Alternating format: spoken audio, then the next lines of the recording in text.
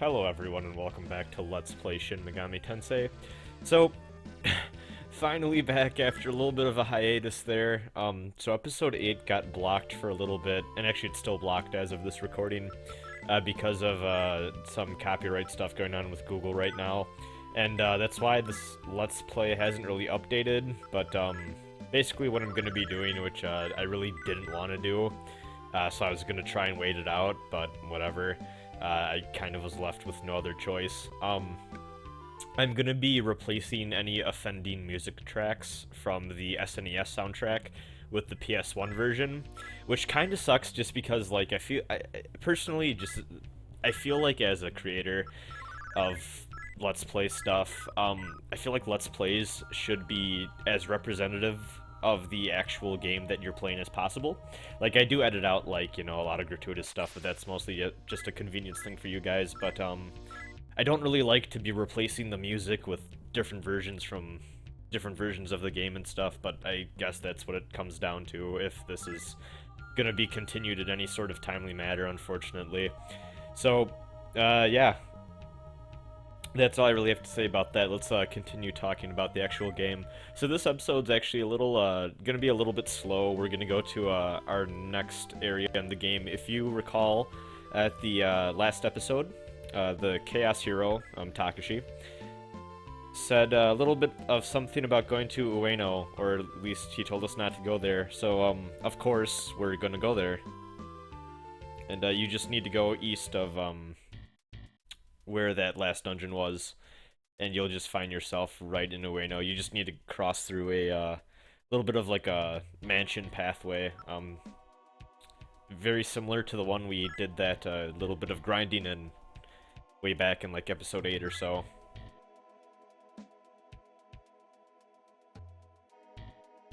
And this NPC here, if you give him some cash, kind of tells you a little bit about the next area we're going to be going to after Ueno. I should clarify, so there's, like, 2 or 3, I don't remember, there's like 2 or 3 stories to this place. If you're going neutral or law, you really don't need to visit the 2nd or 3rd floor. I'm just gonna be doing it just for completionist's sake.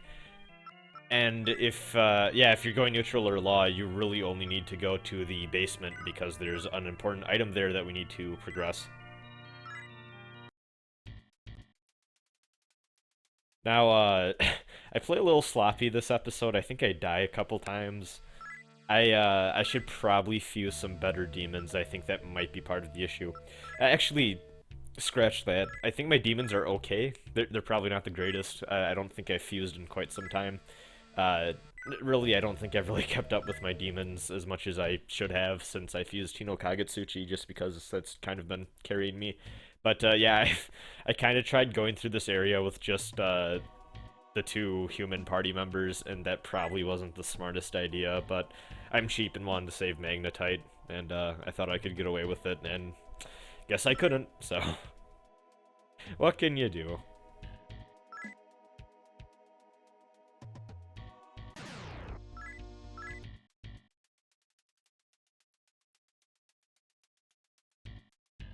This first floor is actually pretty large and a little complex. The demons here aren't really too bad. Some of them can bind you, which is really annoying. That's kind of like the big, that's kind of the big concern past this point in the game, is just worrying about annoying status effects. This guy can shock you, as you probably just saw.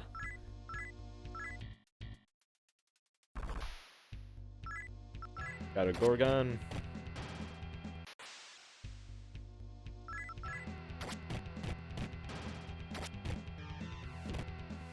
These guys freeze you.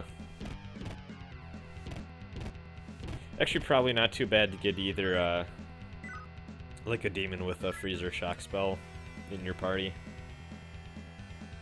Because while you do have the Hino Kagetsuchi, stun locking is still nice, just because it helps out in the long run. Negate some of the damage you could take.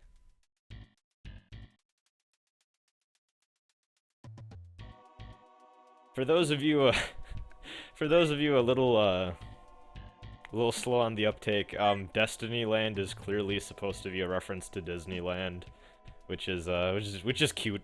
I actually don't think...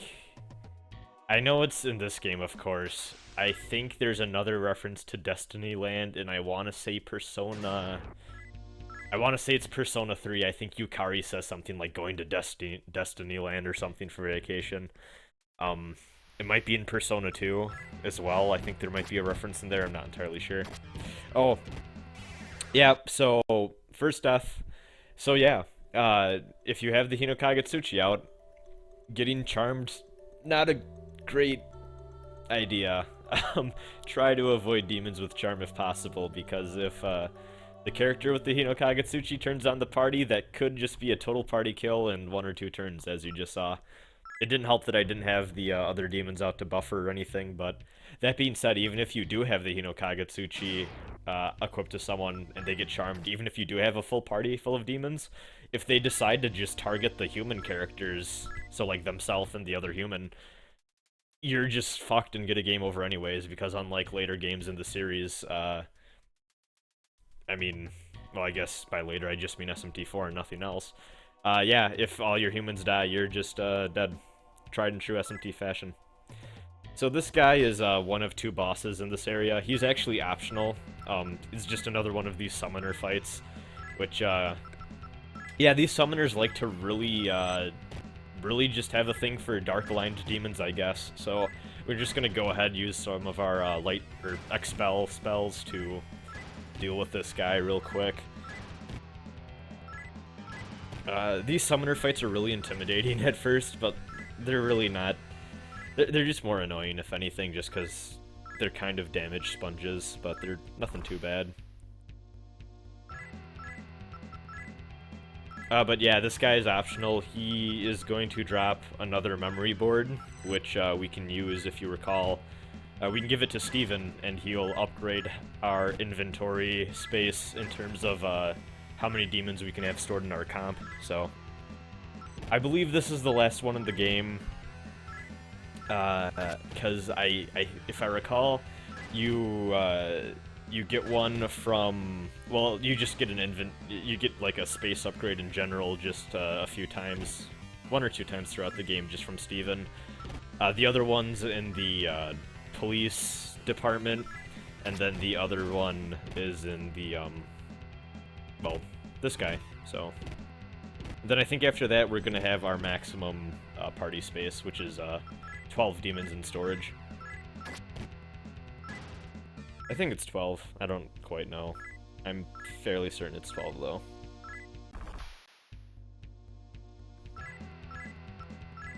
Man, Legion's a demon that appears in so many of these games, and I've just never cared for. He usually sucks. Like, I think his thing is usually he has spells that petrify enemies, but, like, you always fight him, and it's one of those demons, or it's one of those enemies in RPGs where you don't really want to waste the NP, you know, because you know that they're resistant to physical attacks, but not resistant enough, or, like, they're not annoying enough to just waste MP on them, so you just spend a bunch of turns trying to just whittle away at their HP with physical attacks. Good times. I always did that in Devil Survivor. I just got really stubborn. I'll usually send out a physical character and just wail away at it until it dies, even though it's probably not smart.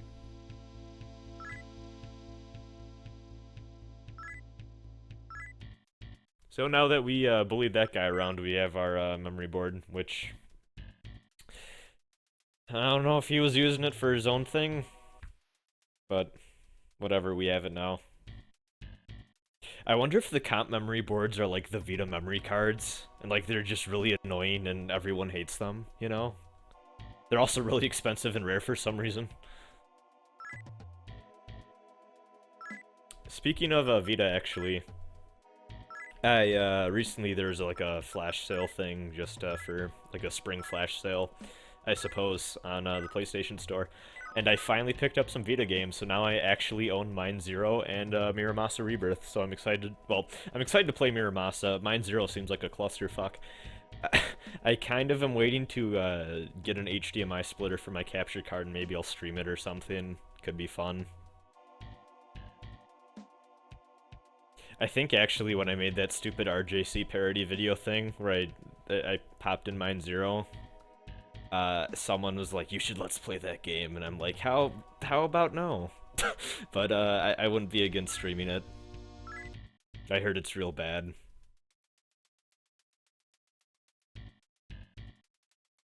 I'm being really stupid here. I should probably heal Yuka up. When characters start to get less than 100, you know, like they start to get into the 2-digit HP, that causes me to worry.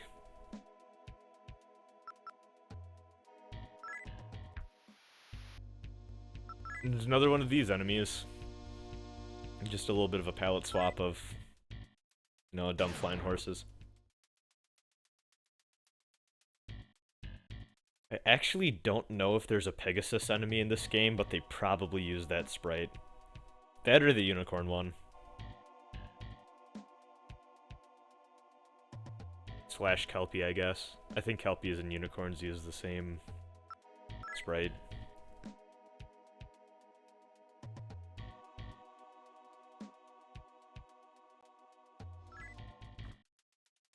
Just continuing along.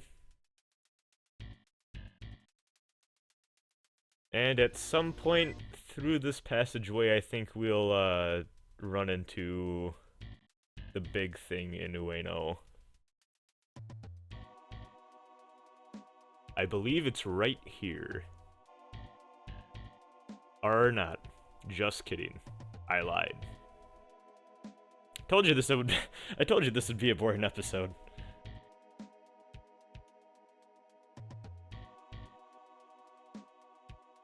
So yeah, that's the boss I was referring to earlier.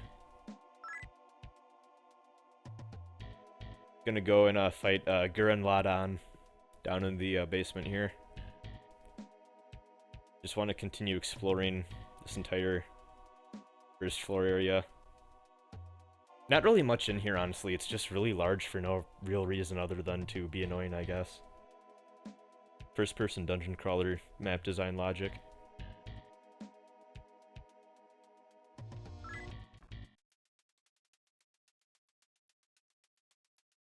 Get some armors and stuff in here. I don't actually think I buy anything from here. I think I skip out.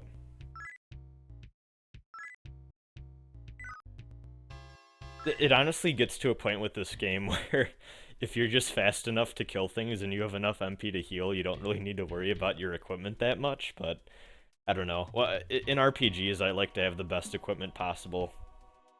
That kind of kills me in games like Dragon Quest, where, like, they're kind of designed for you not to get the new upgrades and equipment every single town, because, like, the pricing of them is always off, but I always just spend the time to grind and do it anyways, because I'm like that. The worst fucking thing ever in any RPG, and any developer that does this, you're evil, is when there's, like, a really expensive sword or shield or some shit in the shop, and then, like, you go, like, one floor into the next dungeon, and it's just in, like, a hidden treasure chest or something, and it's like, oh, well, I wasted all that time grinding money for no reason. It's the worst. Never do it. Oh, I hate that shit so much.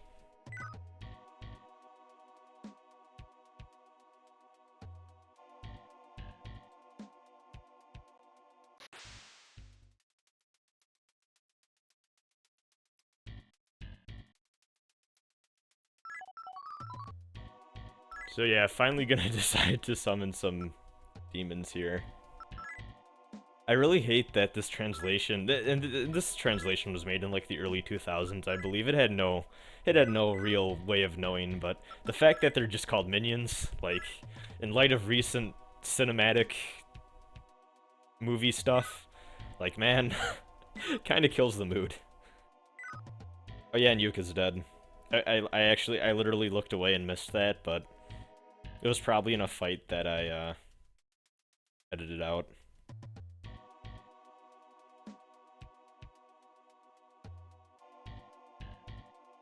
So yeah, I feel like there's something on that screen later on in a different part of the game, but I've never really gone back and checked. Oh, there we go.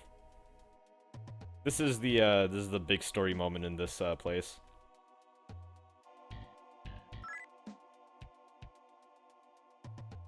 I don't actually know who this guy is.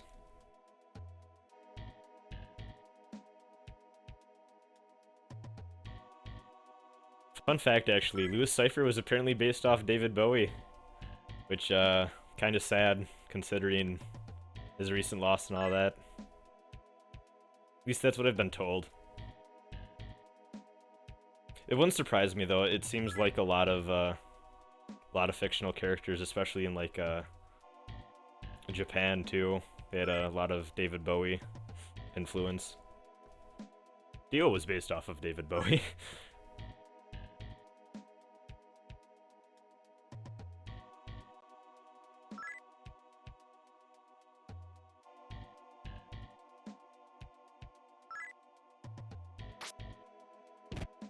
And Yuriko is actually Lilith. Who knew? Also, I don't really know what she's expecting to just transform into a menacing snake lady in front of this weird high school, probably awkward high school kid, considering what we know of the protagonist of this game. Apparently all he really does is lounge around in his room and go on the computer all day, so I'm fairly certain he's just an awkward fuck, and I don't really think he's the type to be into menacing snake ladies, but I could be wrong. Anyways, yeah, so that was our good friend Louis Cypher, who, he's a man of wealth and taste. Good pal. Always nice to see him around.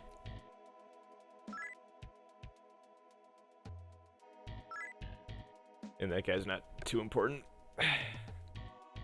Ueno seems like a pretty rough place. Like, it seems pretty much to be just a glorified sewer network, given the tile set and all of that. And this is kind of like the main Gaian headquarters, but I don't know. It just I feel like that should have been swapped with Ikebukuro, or I believe that was the prison area we were just in. It just feels weird to me, just because there's so little actually going on here, and like it feels like there's less of a sense of community, or at least like this feels a lot less populated, and it's just kind of weird to me that they decide to do that. But whatever. I guess in part it's just because that dungeon was like a prison, so maybe it's just with how it was designed.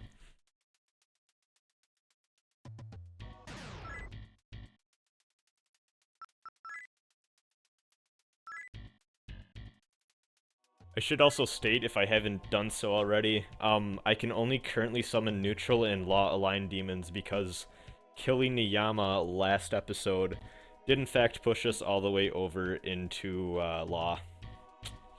So, actually, I don't even know if it's that. It could very well just be the fact that we decided not to help him out. I don't actually remember which one is the major alignment choice.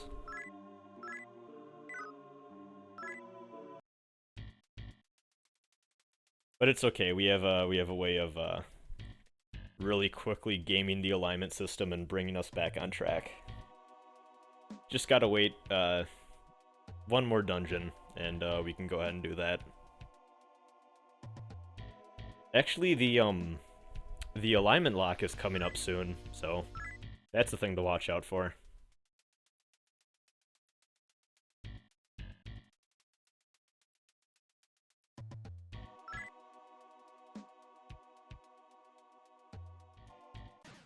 If you're playing this game on an emulator, I actually recommend, if you're at an alignment that you don't really want to go down, and you can't change it anymore, like you literally just have to grind it out to get the ending you want, I would actually suggest you just go ahead and use a Game Shark code, because it's really not fun to manually grind the alignment system in this game. It's really, really tedious and boring, and even with like emulator speed up, I did it once just to see, and I think it took me about 4 hours just to shift from like chaos to neutral. It was pretty ridiculous. I don't actually think they really intended for you to really do it that way. Like, I think they wanted it more so to have some minor influence and not really be a thing that you could use to grind out your character's overall alignment. Like, I think it was just kind of a thing they wanted to have as, like, little secondary judges alongside the major decisions you made in the story. But it's okay. The, like I said, the dungeon that we're about to go to next has, a really nice minigame thing that can shift your alignment whichever way you need it to. And if you make a save game, because, or like a save state, whatever, I mean, you could even just make a regular save game if you want, because there is 2, save slots. But if you're neutral right before the final major decision in the game, you can effectively get any ending you like at that point, just, it all depends on which, of the 3 decisions you take.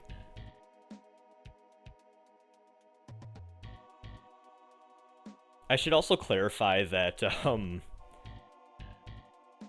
there's a lot of people that, at least from what I've seen on the internet, people seem to say that the alignment lock takes place a little bit later than I say it does.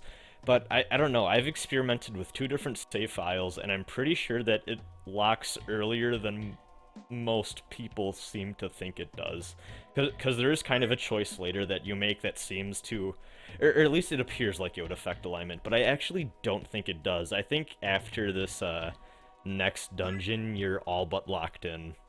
I mean, I don't actually know on the code side of things if that's the case, but at least everything I've messed around with, like after the next dungeon, you're pretty much stuck. Feel free to prove me wrong, though, but I mean, we're on YouTube, so there's probably someone really angrily typing away right now about how wrong I am, so that's okay.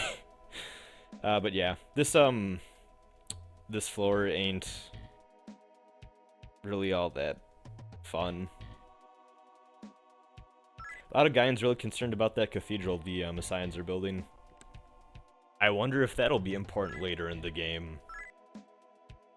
You can't see it right now, but I'm winking really hard.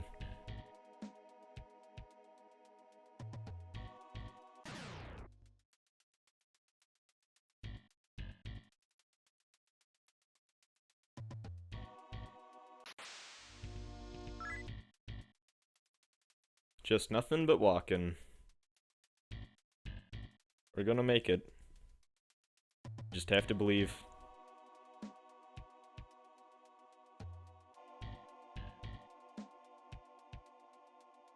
And there's stairs up.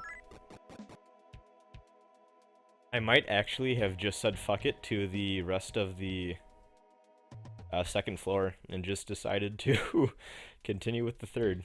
There's really not much here, honestly. Like, you don't... Oh, yep, that's the thing about the third floor that I just forgot about. I recorded this like months back, so a little rusty on the footage. But, yeah, this third floor is just a bunch of annoying teleportation spaces and shit.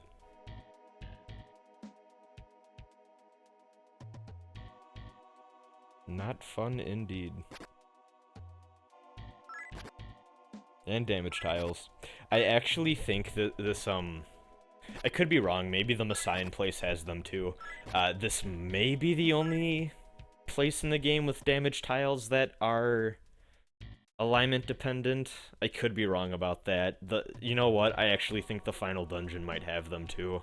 But yeah, there are some damage tiles in this game that, won't damage you if you're the same alignment as them, which is really weird because normally when you think about alignment, you don't really think about a floor tile, but whatever. They have thoughts and feelings too, apparently. Like, I'm looking at this this like patch of floor right on the corner of the room, and I can tell it's a Trump supporter. I'm so ashamed in it. Disgusting.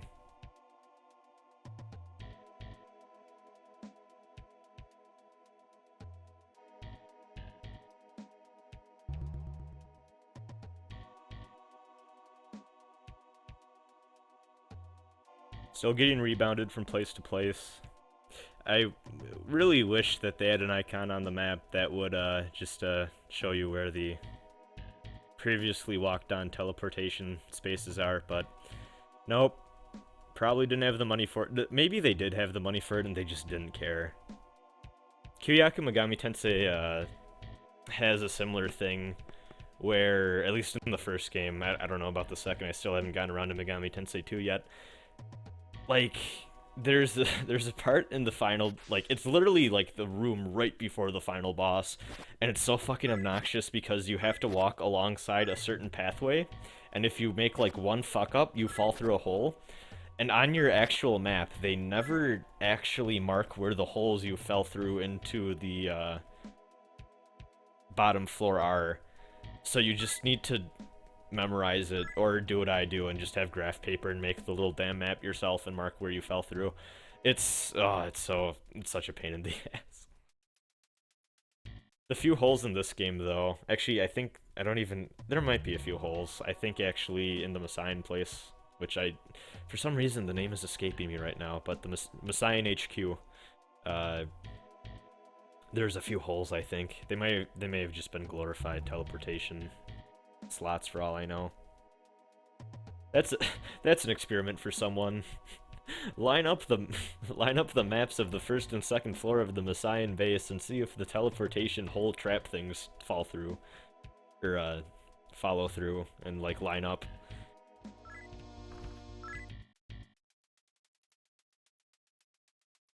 Slow and steady, but we're making it there. There's a light at the end of the tunnel. We only have so much more floor to cover. And teleported again. Whew.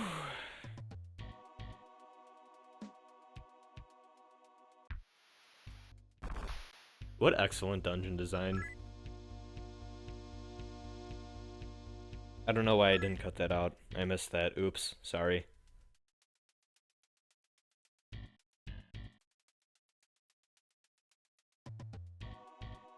I was hoping that would teleport me to where I needed to go, but I was horribly wrong. So there's the map so far. Got a little bit on the right to explore and a little chunk in the middle that we missed because we got teleported.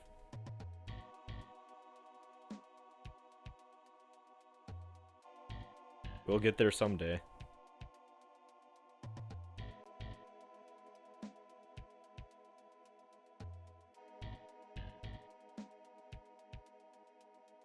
And it feels really good to be back in the swing of things. I know a lot of people really like this LP, and I was really sad that I had to keep this on hiatus because of dumb copyright stuff.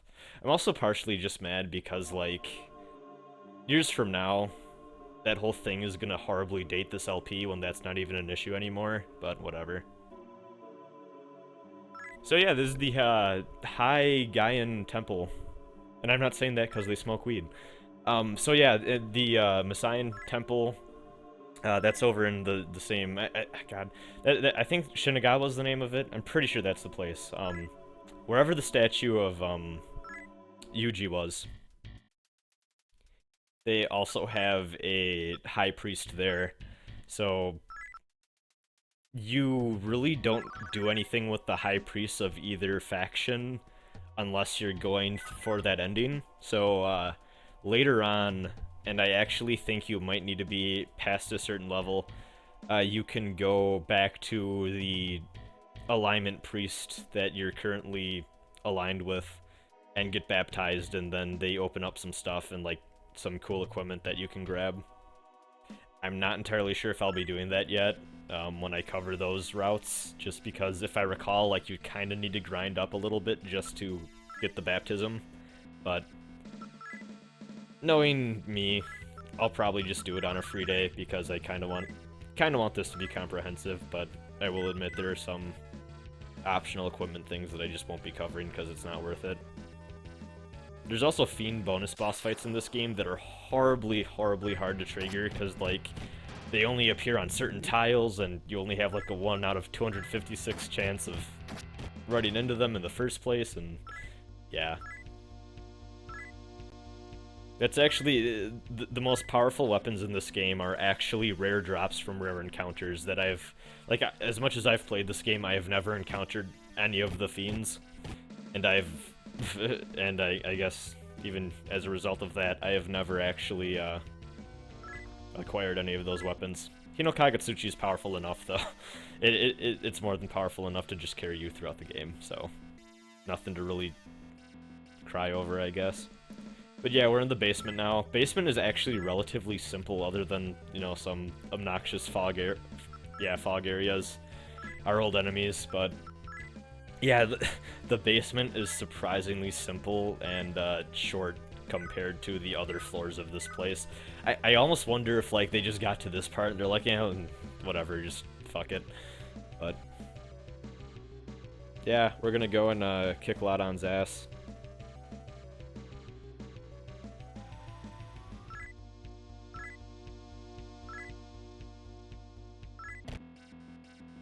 Just need to stumble around in the fog first.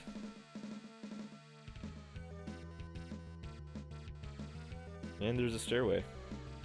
There's actually a second floor of the basement. I actually forgot about this. This is what I get for not looking at this footage for over 3 months or so. There's a succubus. Kind of like Lilith's, but better. Can probably charm you. Don't know that for sure, but come on, they're succubi. They probably charm you. That's a safe bet, I think, on my part.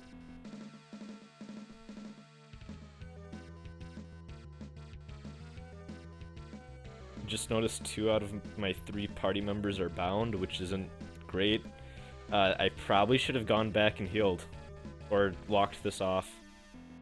But bind actually does take a little bit of time to wear off. I probably actually should have just gone ahead and went back and healed. But I guess I'm fighting the boss with both of my party members bound. Okay. Do I die here? So yeah, one thing about being bound, because some of you might be wondering, like, why aren't you summoning demons? Yeah, when you're bound, you can't access your comp. Or at least, when the main character is bound, he cannot summon demons or access the comp or anything. Yeah, what the fuck's going on? Do I just die here? Why did I fight the boss when everyone was bound?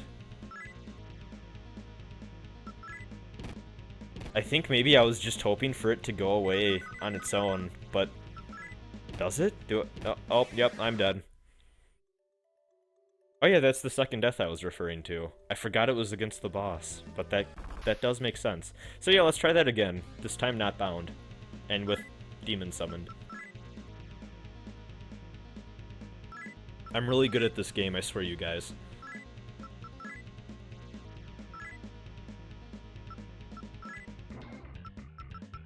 I actually like this thing sprite a lot. It's real nasty looking.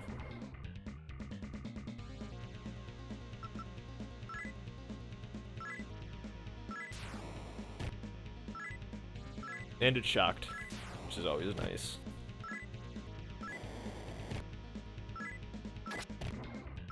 Jeez. Ooh, that damage. Oh, that's some good damage. Thanks, Kagutsuchi.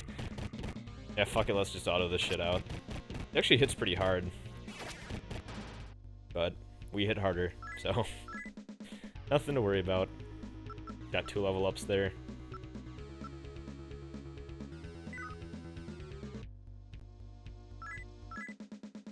Actually, at this point, I'm a little not worried, but I kind of want Yuka to get a little bit more HP, just because it's a little low for my liking in my other playthroughs. I think I pumped a little bit more into her vitality at this point, but